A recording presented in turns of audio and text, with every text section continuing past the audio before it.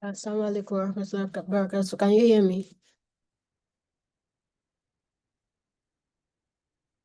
Yes, we can. Okay. Yeah, welcome everyone. Can you hear me? Yes, we can. Okay. So welcome to Al-Musaafir 3.0 Commonwealth Workshop.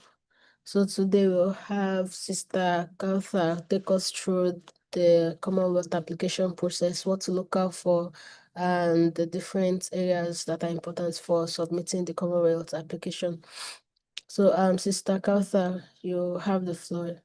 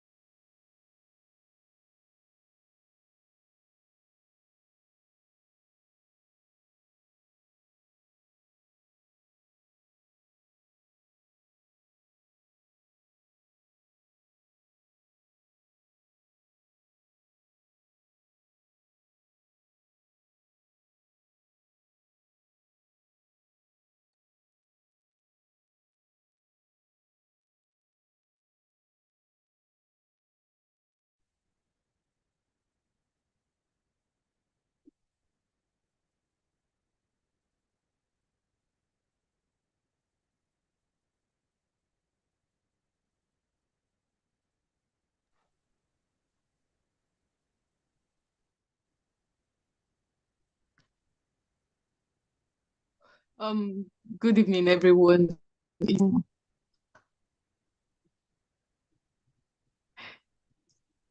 an opportunity to be here, and I'm here to talk about Commonwealth Shared Scholarship and basically everything you need to know. Also, um, I'll be here to answer questions, like Sister Mariam has said. So, I think I'm trying to share my screen. Okay. So can you please see my screen now? We can't yet see your screen, but I think it's coming up. Okay.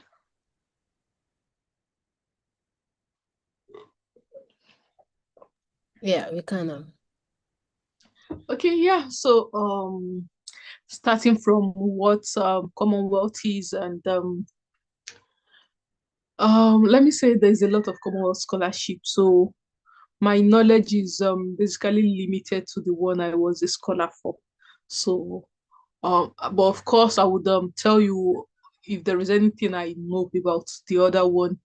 So there are basically two types of Commonwealth scholarship for masters. If you intend to apply for MSc in something, masters, and you're looking for a scholarship, we have the Commonwealth Masters Scholarship and we have the Commonwealth Scholarship. So I was a scholar for the Commonwealth Scholarship, and the only difference between them is where the funds is coming from. For the Commonwealth Scholarship, every amount of money, everything you get to um, every details of your scholarship is coming from the Commonwealth Commission. So they pay for everything. But if you're a Commonwealth shared, everything is shared between you and your school and the school. So usually before the Commonwealth scholarship is out, there will be like a bidding process whereby all the schools in the not all the schools in the UK, the schools that are interested in the UK will come out to say, okay, this year we want to sponsor students also to study courses in our school. And so they would bid. Usually, some school will sponsor, like they'll say they want to sponsor 10 students, some would say two, some one, some 27, as much as they can afford. So for the shared scholarship, they are going to share your the expenses is going to be shared between the school and the commission. So most times I think the school takes they pay the school fee and the commission pay for the rest. But of course it all depends on what they agreed on um process. So and Nigeria is one of the countries eligible for the Commonwealth scholarship, and like I said that they have a lot of Commonwealth scholarship. So you can see the masters here, the shared masters, which was the one I was a scholar for. The distance learning, whereby you will be in Nigeria and you'll be learning um with a UK youth.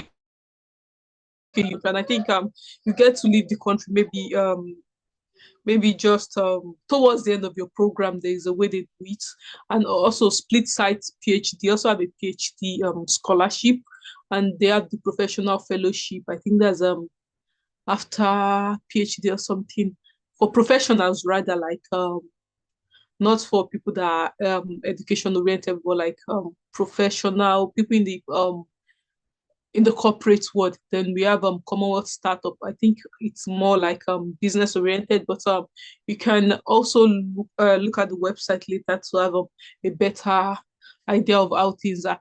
So they usually have a lot of countries that can apply, and of course Nigeria is one of them, Ghana is one of them. I know Pakistani and a lot more, mostly developing third world countries. So, and the main eligibility criteria is you must be like you must be you must have yeah, you must be a citizen of that country, and one of the ways you need to show your citizen is just using your passport. Like, okay, then you must be resident in that country. You can't be in say UK and you want to apply for Commonwealth scholarship. No, you are not resident in Nigeria, so you must be resident in Nigeria at least at the time of that application. And also, you must be available to like start your studies at the end of the academical year. There is no opportunity for you to differ. If you are not available, you're not available. So there's no opportunity for them to hold on to hold the scholarship for you for the next year. Then also, usually it's for first class students, also second class also. And I think sometimes also two are allowed. But of course, if you are two and you want to bid for something like that, it must be like that must be some extra work to one student.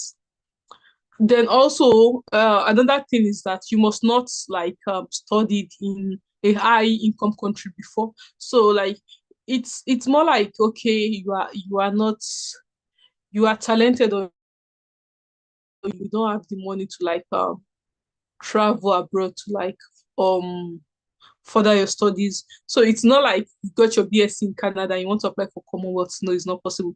You must have been a resident of a developing country, studied there, and be there. So, and also you can't afford this study without the scholarship. Like, okay, you can't afford to come to the UK without having the scholarship. Well, that is debatable. But um, those are people they are hoping for. Like, okay, you are from this country, and then you have 2-1 and first class.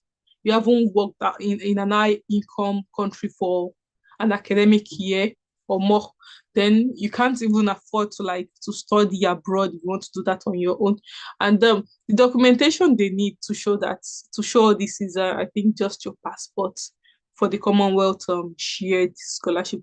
But for the masters, let me just say this: the nomination process of both are different. For the Commonwealth scholarship, all you need to do is like apply for it and write the essays, submit, and usually the school would have their own scholarship board that would review your essay and appoint you for the Commonwealth shared scholarship. And that gives no room for nepotism at all, because they cannot see you, they don't know you.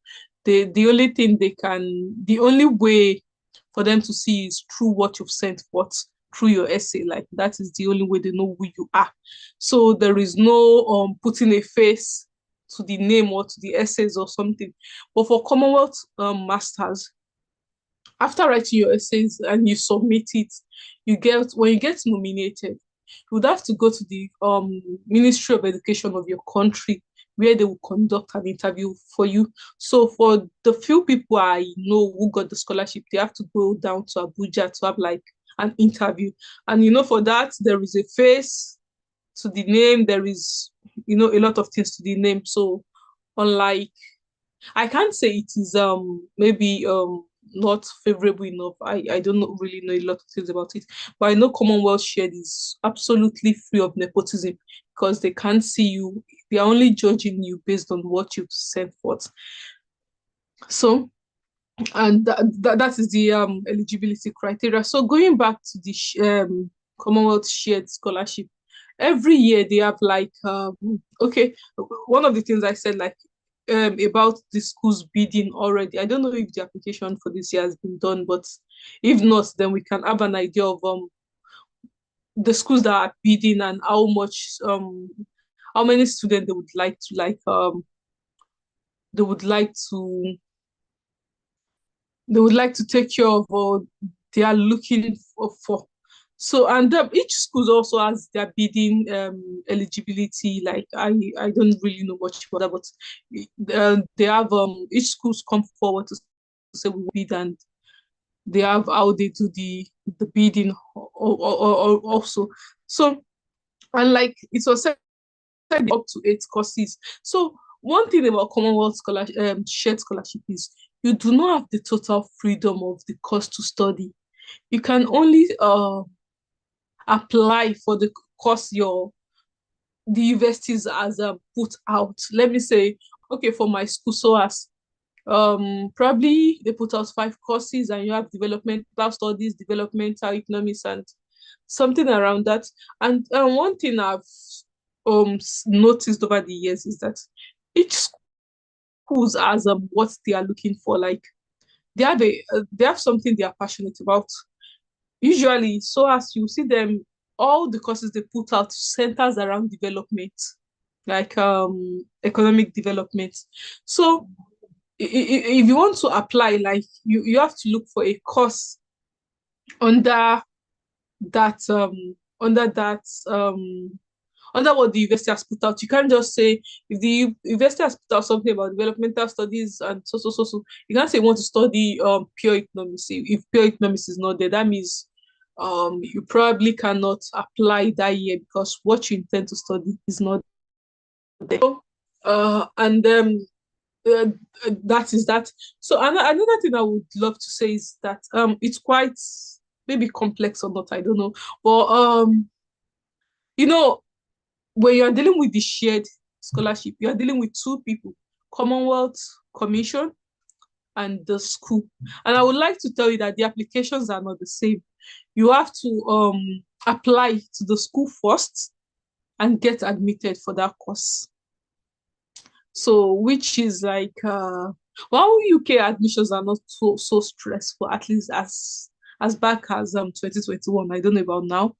You can get applied today, and probably, if everything is up, probably get admitted before next week. So, but you have to apply to the school separately, and for that course, write your professional statement, personal statements rather. Submit your reference. Then when you get admitted, that's the basis, because in your Commonwealth application, they would ask you, like, have you been admitted so like, have you been admitted to the school, or have you applied to the school? So it's like it is important. They want to know if you've applied to the school. Oh, I'm coming back. I'm sorry, I'm trying to.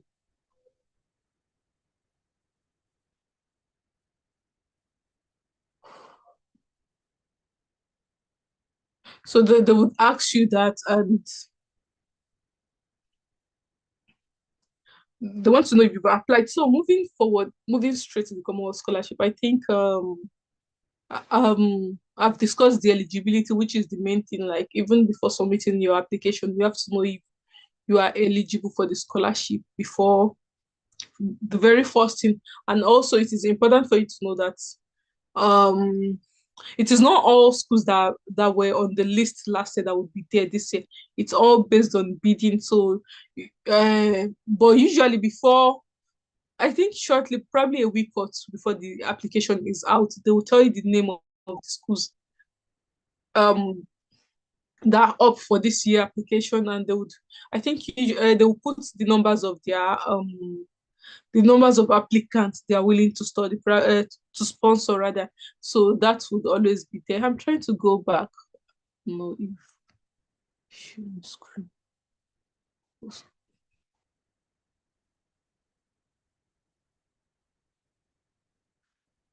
Yeah. So moving straight to the Commonwealth application, I think they would ask you a lot of when you start your application, there will be a lot of questions from the when you start. And I think unfortunately there is no way you can get the real application form except while applying to. I try to get like a PDF of my old application, but I'm unable to get it. So there would be series of questions which are quite straightforward when you start, like you putting your name, putting your imputing your passport ID and all that. So the main big deal of Commonwealth application is the essays.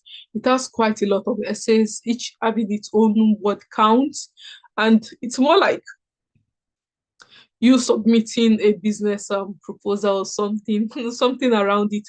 So they want to know, okay, like uh do you really like can we really put our money into you, like are you someone we can put our money to, or we can give this money to study, because it's quite a lot of things, and it is quite a lot, and they get like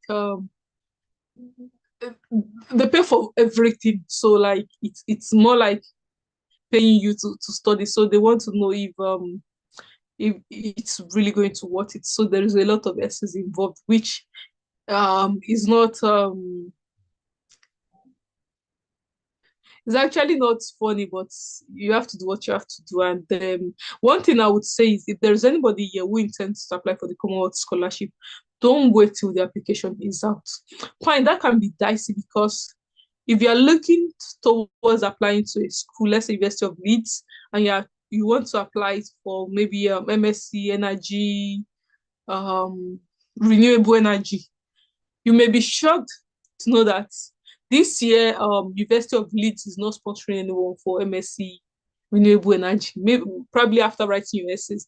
So, but what I would say is, if you intend to apply for the scholarship, especially if you are not a curative writer, you need to like start gathering your thoughts before before before the application starts. And one beauty of Commonwealth is you can apply to a lot of schools under the scholarship. Like, okay, apply to renewable University of Leeds for renewable energy, then apply to University of Glasgow for energy conversion something. So, but you have to write a lot of essays. So that is a lot of work. Although depending on what you intend to study, the essays might be similar. Then you may need to do like little changes here and there. But people apply to just one schools and they get it, and people apply to a lot and they get nominated by a lot of schools. It all depends on, even if you get nominated by a lot of schools, you can only go to one.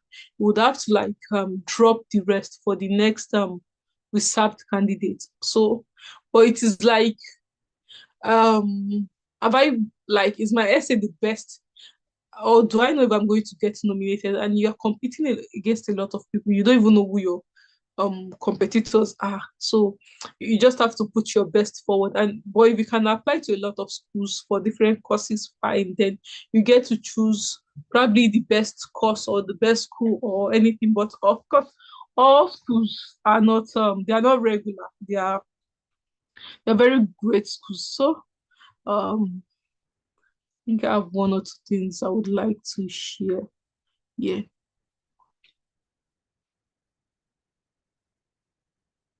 And let me say, it's a year program, and it's a year program, and it's so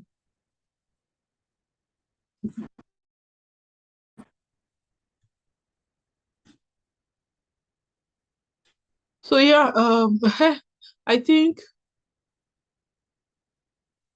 okay, I don't know if the scholarship is currently on, but they said it is going to begin by September, October 2025. 5, like the application or something. And here is like the list of approved courses and participating universities. So like I said, there would be schools that would bid for this scholarship and like I said, even if you can apply to more than one course, more than one university, but you would only have to like accept just one offer of the Commonwealth shared scholarship. Like you can't run two programs simultaneously. So okay, applicants to share.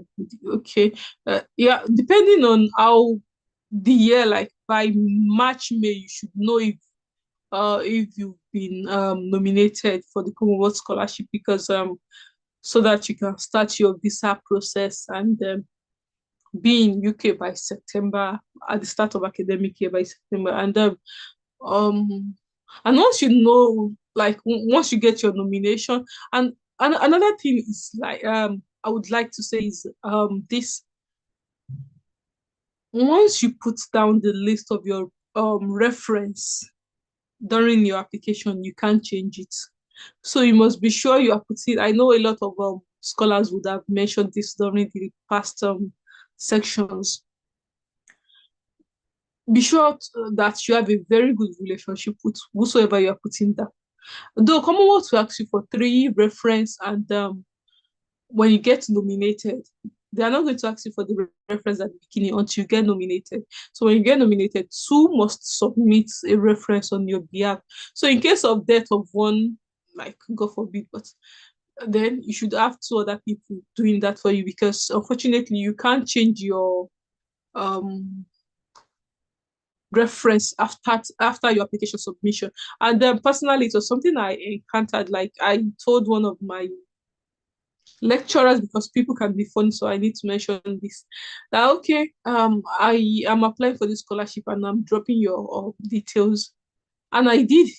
And when it was time for me to like, okay, I've been nominated, we need to submit my reference, and it was like it does not because when you have to submit your reference, it has to be like the A4 paper, like the letter-headed paper of the university, carrying the name of where they work. He said he does not have access to his university letter-headed paper. And I was like, this is someone with a PhD in economics. So like eventually we were able to resolve it. But that is to tell you that even when you tell your lecturers that, okay, I intend to use you as my referee, things can still go wrong. So keep them, even after submitting the application, keep them informed. Okay, I've submitted the application. I'm waiting for reports just to like keep them informed so that there would be no shock. But of course, I don't believe 2 out of 3 people want to betray you, but whichever way, just try to keep them informed. And then the supporting documentations are just like the transcript of your full transcript, which is like of course you need your transcript for any application that and then you've made like you've made an application to the school already, so you have all these documents already. So apart from the basic documents like your passports, that should be your unexpired passport, then you should have your academic transcript also already up to date academic transcripts. Then and your essays. So those are the 3 things this commission wants from you. Then advice, this may be a lot if you want to check this generally. There is a lot of things you may want to consider about choosing university and the cost. But for me, I would say there may be absolutely nothing because as a Commonwealth shared scholarship, okay, Bisola Kolawole, probably you can write your question. I hope you can hear me and probably at the end of the day would answer it if you intend to ask a question. Yeah. So just write it down. I'm going to like answer it at the end. So I don't think there is any big deal to consider when you're choosing a course, a university rather, because a course, whatever you're choosing depends on probably what you've done in the past, your undergraduate. But university, left to I would say sometimes you are caged because if probably you have just a university offering the course you want to take, then you don't even have multiple choices. But sometimes you may know someone in the UK that stays in your city, but regardless, even they would pay you. You will be paid. There is a stipend, and I think if you are in London, they know the cost of living is high in London. You paid higher than other scholars. Like they have a London rate for the scholars also. So if your school is in London, then you'll be paid higher. So they consider the cost of living. So like, which is why I said I don't think there is anything much to consider about. Probably if you want to consider the world ranking of your school before choosing a school, but of course all schools they are very good in what they do, and they are leaders in their field. So like I think we've checked this earlier: applicants eligibility, be a citizen of a developing country, have your 2-1, 2-1 and first class, and have your transcript ready. And eligible countries, even without checking, I know Nigeria is there. We have um a lot of countries, developing countries. And then on how you need to like complete the application, like there is a lot of things, but would revisit this because this has to do with the essays. So the selection, yeah, just write your question. We'll come back to it. So the selection process, like I said, someone from the scholarship commission from the school would check your application, and they would be the one to like review application. And I think they used to put a notice out so you know when they are doing that, like they would let you know like, okay, we are currently at the review stage. So after that, they'll get back to you that okay, you've been nominated, and they will let you know through email. And the things they consider is academic merit. Do you have a first class, a second class, your GP? Then the quality of your research proposal, depending on research proposal. During my time, it was just your academic merits and the potential impact of development, like your essay, what your essay is all about. So about the quality of research proposal, that may be school-based criteria, because depending on the course you intend to study, some schools may ask for a research proposal. Tenure and placement, I think this is you can't defer your admission, and it is just to obtain a degree. It is usually a 1 year based um scholarship. And on financial assistance, they will pay you for everything. In fact, if you while coming to the UK, you have to do a tuberculosis test. You would pay for it initially, like upfront, you pay for it. But once you get back to the UK, you submit your receipt and you get the pounds equivalent.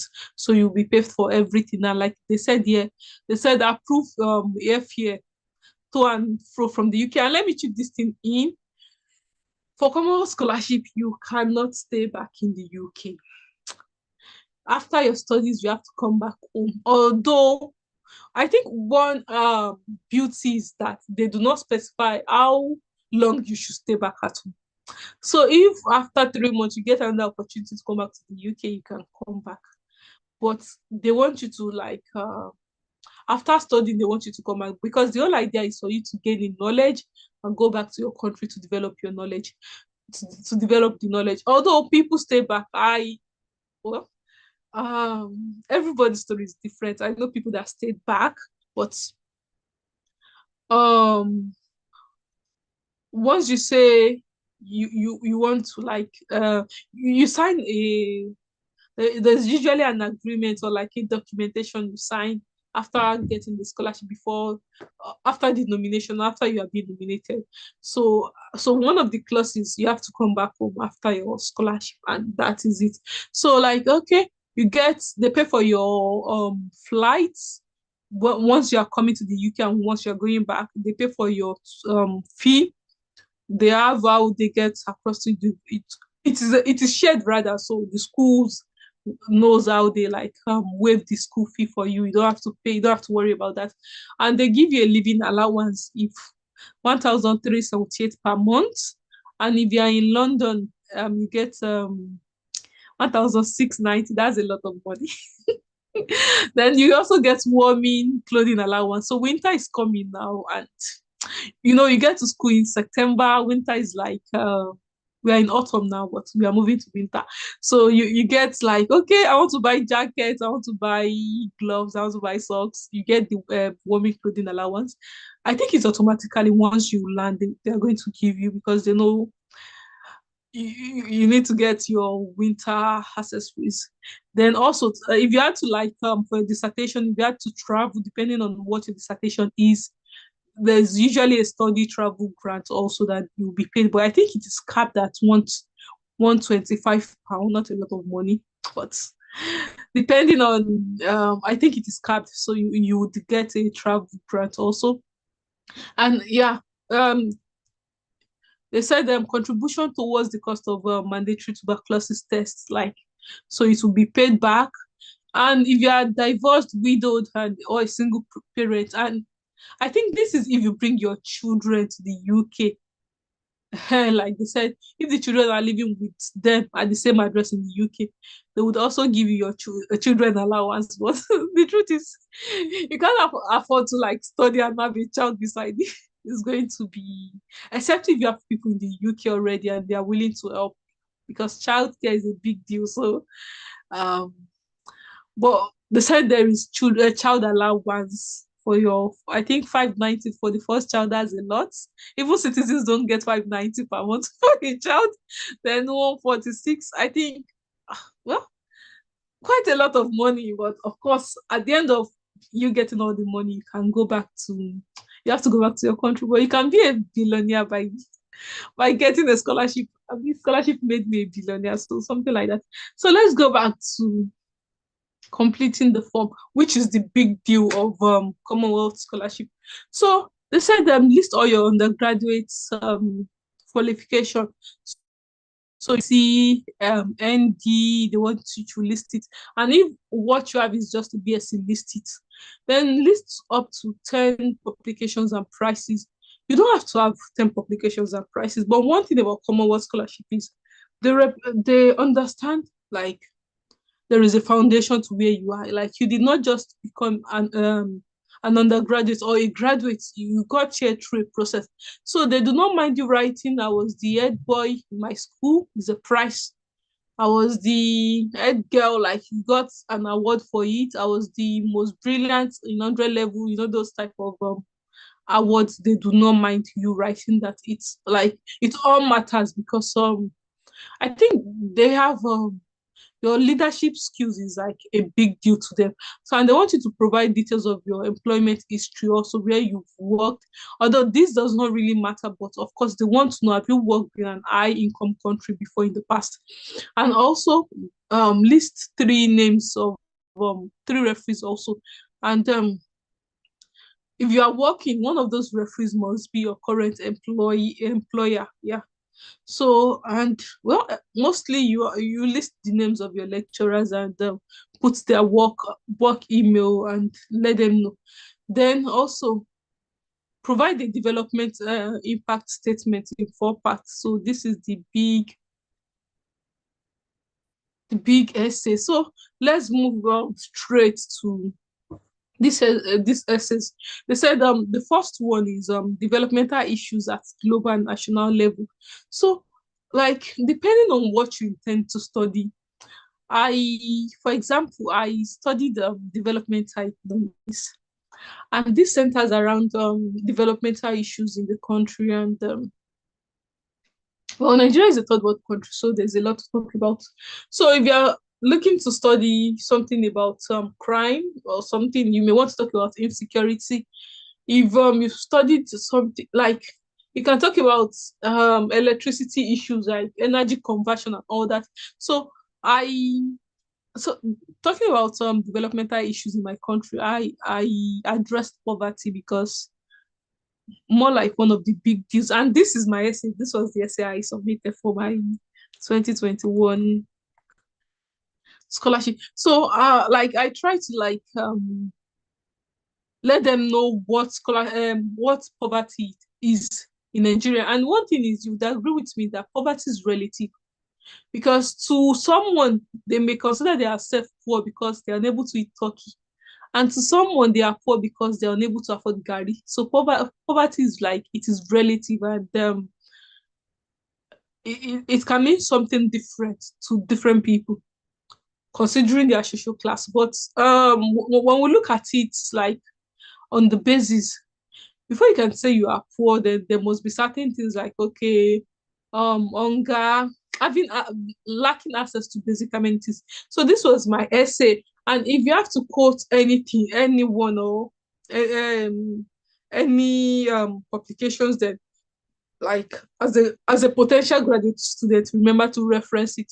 So what I did here was to talk about how poverty was was affecting Nigeria, and I also used this we have, I think, two ways you can get data in Nigeria. We have the CBN bulletin and this National Bureau of Statistics. So I was able to like also extract what they were saying about poverty and quote it here. So just to like paint a bigger picture for them, like these people are not in Nigeria, but they would see through what is happening in Nigeria from my essays. And there is a word count. I think we have 200 word count here. The most important thing is sometimes you can't exhaust the word count, but do not go over it.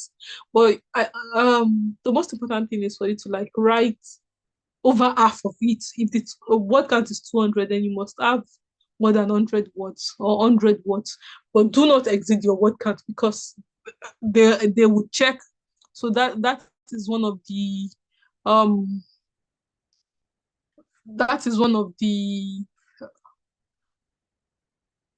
that is the first essay. And the second essay was like developmental issues connected to your CS team and the wider sector.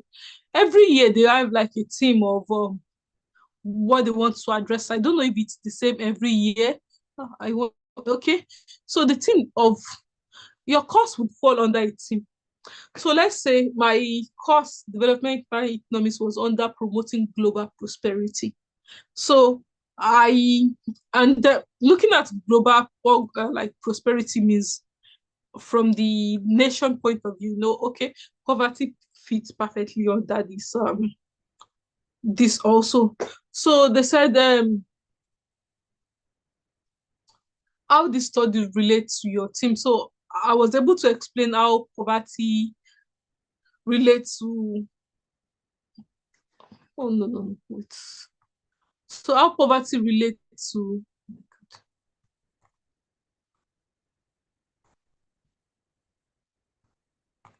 how poverty relates to the theme of what I intend to study. So and that shows that what right from when you are choosing the course you intend to study, you must look at the theme it is under. Then from that you should be able to like it is like a gradual steps. Okay, if you are talking about something that has to do with safety, then your course may have to do with probably something about crime and injustice. Then you want to look at something about insecurity, insurgents, terrorism, and all things like right from the team. And because you've chosen, you can have an idea of what you can write your essays on. So let's go back to what the next question is. So they would ask you, okay, you've told us what the problem is in your country, how it relates to the development team of Commonwealth Commission. How do you aim to achieve this? What is the time frame you want to achieve this? And who will be the beneficiary? So this is more like you writing a business proposal. Okay, you want me to give you money. What do you want to do? What do you want to achieve from what you want to do? Then what would the time frame be? It can't be like an indefinite project. Like when are you going to finish what you intend to do? And okay, maybe in a business, the beneficiary may be you, like, okay, would become richer by 20% or something. So they want to know who the beneficiaries of this thing would be. And this is where you have to be realistic, because if you're not realistic with the problem you've identified at the beginning, then you may fall short when it comes to your outcome, the time frame, and who the beneficiaries would be.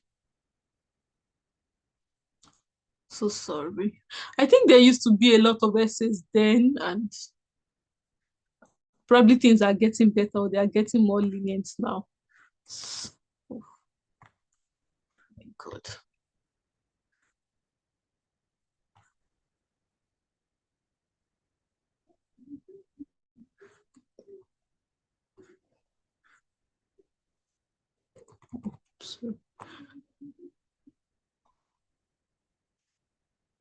So I think my screen is hanging.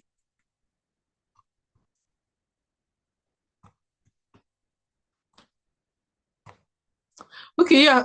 Those three questions are here. They said, what do you expect? What you expect will change in the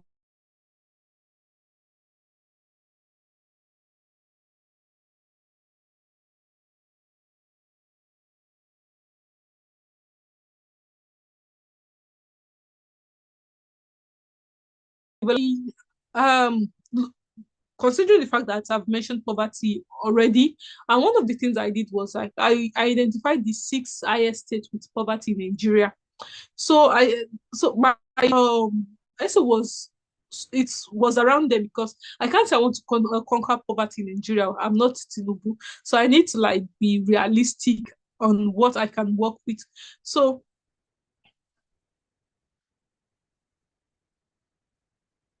hello. Yes, we can hear you now. Okay, sorry. I think I thought there was a break. Okay, so like I said, be realistic. I can't say I want to conquer poverty in the whole of Nigeria. That's 36 states. So you have to be able to narrow your essays down into something you can do or something that seems doable because like we all know what is realistic and what is not. So I mentioned, okay, I'm targeting the six states with the highest poverty as at 2021, and I mentioned those states, and I told them what I aim to achieve in terms of access to basic amenities, education, and employment also. And I said, so I told them the project's time frame, like, okay, from the initiation to the execution stage, I think I said I was considering 2 years per state, which is quite realistic. Like, depending on how close those states are, you can run some concurrently. So, and I also said the beneficiaries would be the state government of this country, of those states, because of course, if there is increase in unemployment and there will be reduced crime rate. It would make a lot of things better for the state government and also for like I think I mentioned the agriculture and rural development here because I think there was a question on what you intend, what your dissertation topic would be. Even though you can change your dissertation topic when you get to this when you get to that stage, but you can just write something. So what I wrote then was about rural development. So which makes sense for me to say, and this country are quite like fine, they have their urban areas, but in terms of development, they are rural like. So I was able to like add the Ministry of Agriculture also, like, okay, and rural development, okay, as my potential beneficiary, considering the state of the state and how, sorry for anyone who is from those states, like how backward this seems to be from those states. So and they want you to like use 250 words to explain all these three things. So we have in the fourth part of the essay, they want you to like confirm what their award objectives are and how each of them would be met by the Commonwealth Scholarship. I think that is quite new. I would check if I answered that. And they said you should tell them your career plan in the 5 years. So usually one of the ways I answered this was to say, okay, I my career plan was broken into two: the short term, like 1 to 2 years, and the long term, like 3 to 5 years. Okay. After, and I think that is a way of them seeing if you're keeping track with what you're saying. So I said, okay, after getting back home, I think I want to execute all I've said. I want to go to those states and start the project. And okay, in the future, 5 years following the Commonwealth Scholarship, I want to start my PhD. So they want to see what sorry, I need to go back. So they want to see what you intend to do, and after the Commonwealth Scholarship, and that is the way.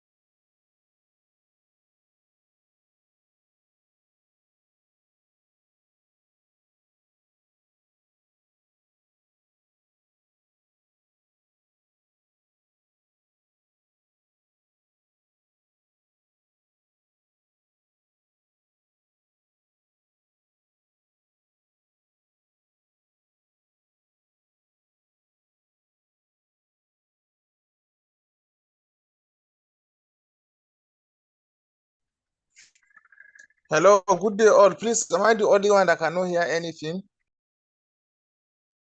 I still can't do anything. So same here, I can't hear anything here too. Yeah, It I seems think the speaker it lost is the speaker lost the same with connection. She should be everyone. back soon. I think she muted herself. No, I think she lost her connection. She should be back soon. Just a few minutes, please.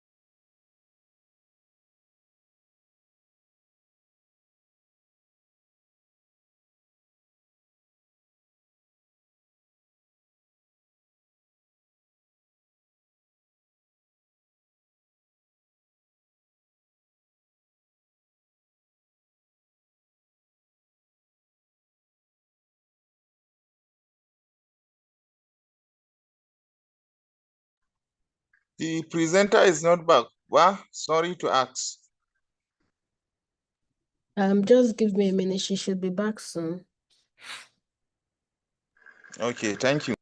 Yeah.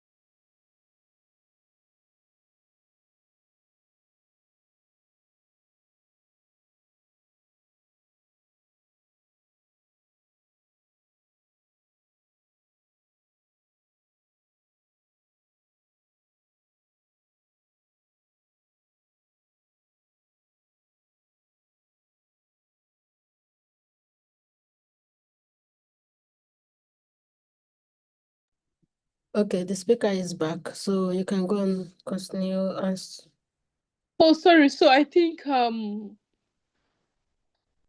don't even know where I got lost, but I think that was about 5 minutes ago.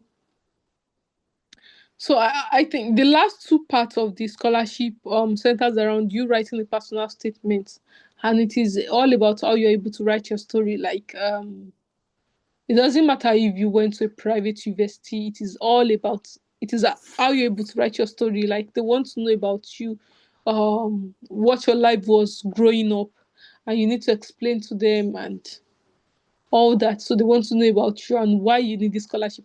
You're not going to tell them I need this scholarship because I'm poor. No, you just have to tell them about yourself, what you've done well for yourself, and how this would make you a better person. And the last essay is usually about you writing about your voluntary and leadership experience. So they want you to tell them about everything you've done, which are voluntary or leadership, you taking a leadership position. And even you going back to the basis, like I was the senior prefect girl, they do not mind you writing that. But as much as you are writing, what is the impact of you being the senior prefect girl in your school? So they want you to tell them the impact. Okay, I organized tutorials while I was in school. What was the impact of the tutorial? Okay, I was able to help students, or were able to do a zero carryover semester or section. So it is all about you being able to tie an impact to your previous role. So they want you to explain. Another thing is like Commonwealth, they're also big on you volunteering for.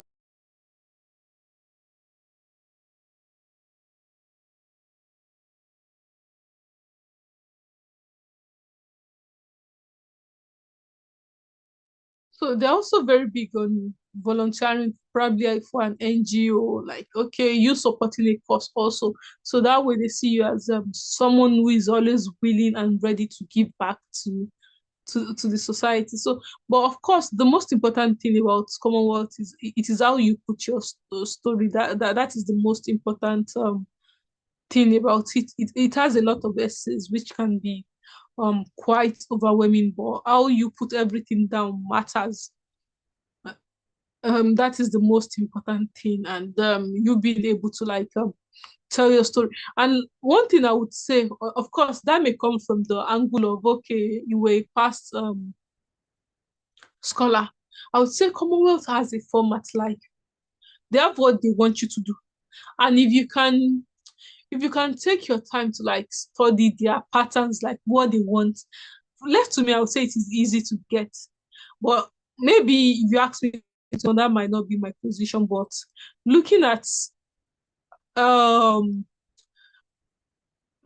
how things are, like every year the questions are almost the same. It is like there is a particular structure they want, there is a particular standard they want. So if you are able to like understand that, putting your essays down would not be so different. I think, okay, I had someone who reviewed my essay who was a past scholar, of course, but once you get this structure, there would be it would be so like so easy for you to put your essays down and get the scholarship. And of course, if there is anyone that intends to apply for the Commonwealth Scholarship, I know I would be available to like review your essays. But the most important thing you should do is um I don't know if the scholarship is currently out, but maybe for subsequent years. So the most important thing you need to do is for you to be able to gather your thoughts. And if you intend, it's not something you would like, okay, Commonwealth will be out by December. You start preparing by December, except if you're a creative writers. I understand some people are very good, but generally you need to like maybe you need to prepare ahead, like gather your thoughts, and that is the way around it. So to the questions, I think okay, I think we still have the questions here. Okay, so the first questions please Mr. Abib, kindly let me read these questions over here then. we can move to the other parts. So she said, I would like to ask for more clarity about the application for the shared.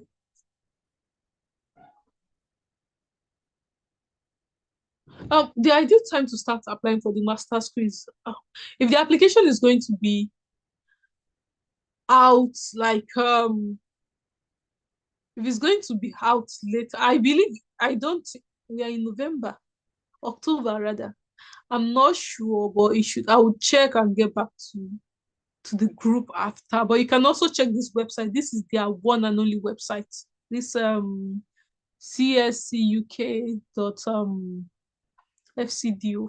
Yeah, this is their one and only website. So if the application is going to be out by November and all that, and one thing is, if the application is going to be out by let me say the application and almost all UK's application run concurrently. Like applications for new sections will be out now for 2026 stroke 27 will be out now. So you can apply in advance, maybe a month. So that way you get your admission even before you start your Commonwealth Scholarship. And you know that part one or half of this is gone. You've applied to the school already. So you don't have to apply at the same time. And one of the beauties of the application, they would ask you, like, tell us your application ID. So once you've applied, even if you've not got admitted, you have an application ID, even if you've not been admitted. So you can apply before. Remember, I applied, I think probably a month or less before Commonwealth was out. But then I was monitoring everything. So I was able to keep track of when it would be out. And I applied a month or maybe weeks before. Then weeks later, Commonwealth Scholarship was out. Then I applied later. So you can apply to the school initially. You can apply to it when Commonwealth is also out, but it depends on you. If you feel you'll be overwhelmed, then you can do that one first. Then I think the second question is, for UK schools, you do not pay. Most UK schools, you don't pay application fee for most UK schools. Let me say for 90% of UK schools, you don't need to pay application fee for a lot of them. At least for SOAS, I did not pay application. I applied to quite a lot of schools. University of Bates, a lot of them, I can't remember paying application for any one of them. So for UK schools, you don't need to worry about application fee. And even if you paid an application fee, I believe you can always get it. And even if you do not get it back after getting the Commonwealth Scholarship, you'll be paid a lot of money, and that's probably £50. I don't know, will be like the least of your worries. But for most UK schools, you don't need to pay for an application fee. So I hope I've been able to answer your question, Miss Bisola. So no, I think we'd have Abib or Onisabi first before Shuaib. So All right, thank you so much, Scholar. We appreciate you and we ask Allah to reward you. My question is, when I realized my experience with this application, I realized that some of the school have a certain number of candidates they have to nominate. What would your advice be in making choice of a school? Would you say that you should go for the school based on their number of, regardless of whatever program you want to study, based on the number of candidates they have? For example, a school that has just 2 or 3 now will be much more competitive than a school that has 5, 6, even though the one that has 3 has the desired course that you have. So what would your advice be in that case? I would say it is dicey. And that's, with your question, it reminds me of something. You see, those schools, they have an area of interest. And based on my own personal observation, I can't say this is generally true. One thing I've noticed is that they have something they are interested in. My school would, they're looking for 2 students. But I can tell you that I know the 2018 scholar, 2019, 2020, I was 2021, I know 2022 scholar. I would say all of us study development economics. So that shows that the school has a team for developmental studies. And my scholar, because we were two in 2021, was studying developmental. She studied developmental studies. So if you want to apply to SOAS now, I would tell you, consider applying for development economics if you are around that field, or developmental studies. So one thing I would say is, before you apply to a school, you may want to go to LinkedIn and type Commonwealth Shared Scholarship, University of Kinnick, to see what their previous scholars have studied. Fine, you may not be interested in it, but I think they all have like something they are interested in, those schools. And that shows like that is probably where their passion revolves around.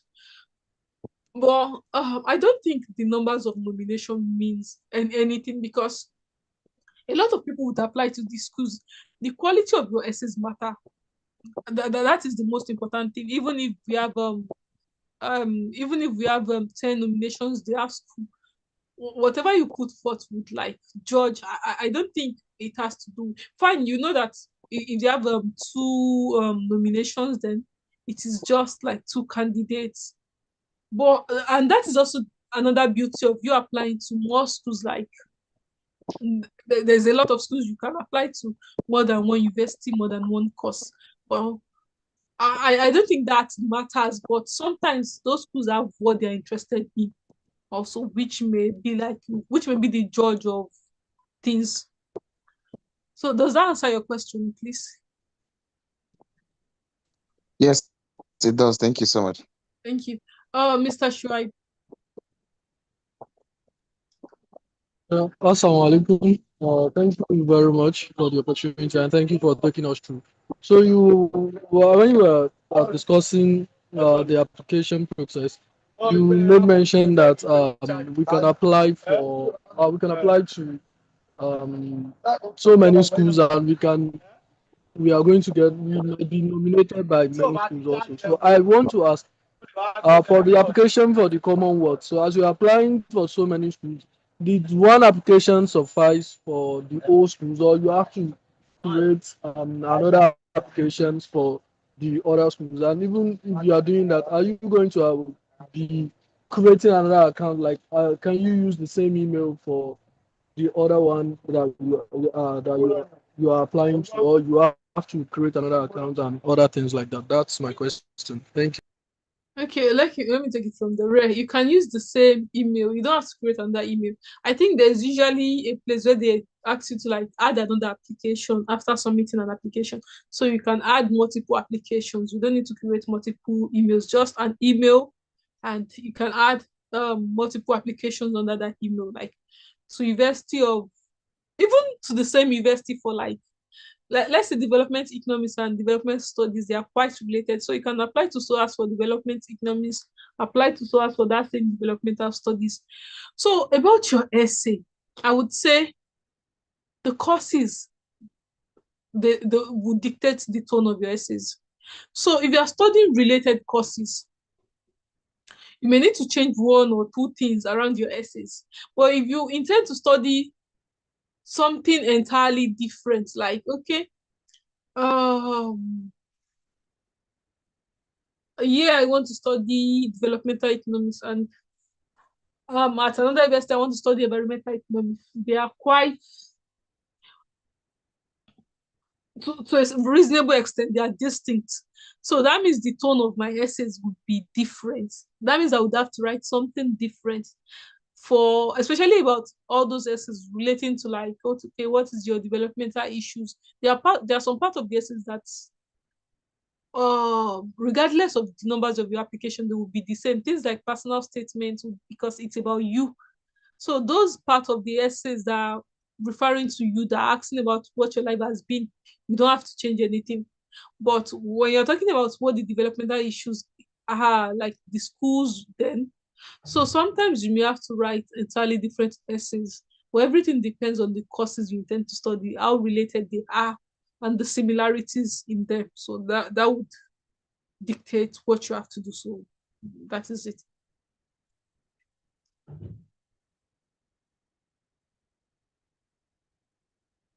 So any more questions? Yeah, thank you.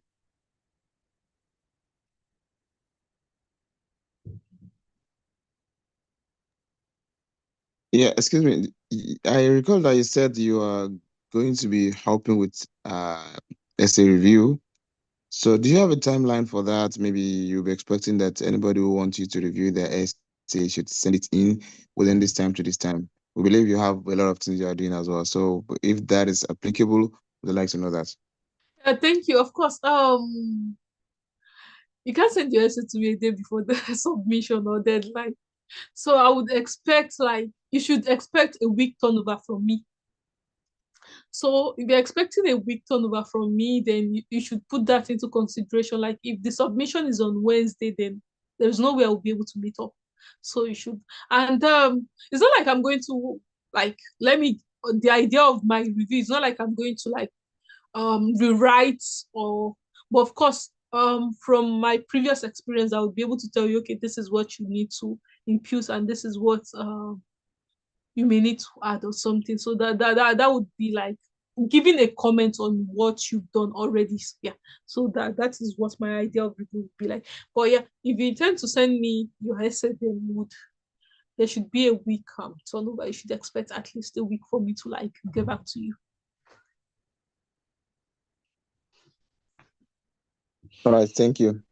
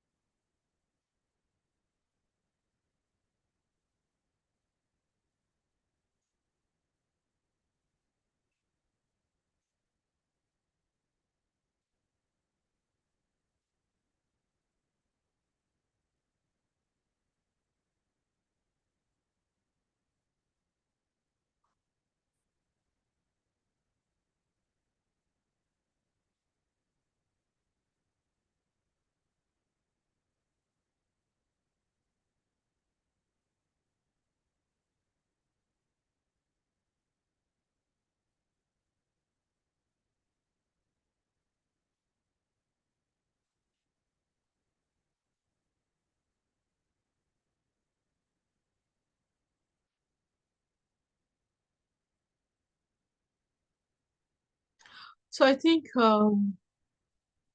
that is all. Sister Mariam.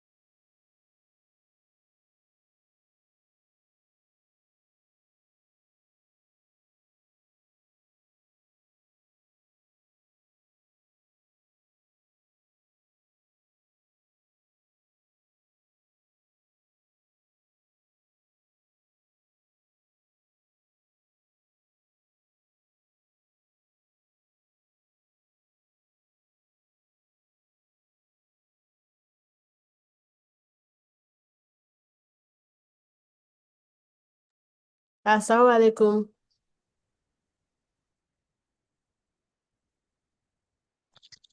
Assalamu alaikum. Can you hear me? Alaikum assalam wa rahmatullahi wa barakatuh. All right. So is our speaker done with the session? Has she answered all your questions? Yes. Okay. All right. Thank you very much then. So we've come to the end of this session. And if you have any question, you can just maybe reach out to her later on or drop it on the YouTube. And the recordings for this will be on YouTube with other information. All right. Thank you. Have a nice day. Sorry, I want to ask, please, is the recording sorted for the other workshop we did last week? Oh, I'll check if it has been like uploaded on my Zoom. So if it's complete on the Zoom, then I'll upload it on the YouTube. But the session we had on Saturday for the SOP is on the YouTube, but the one on Sunday is not there yet. All right, thank you. All right, yeah. All right, bye.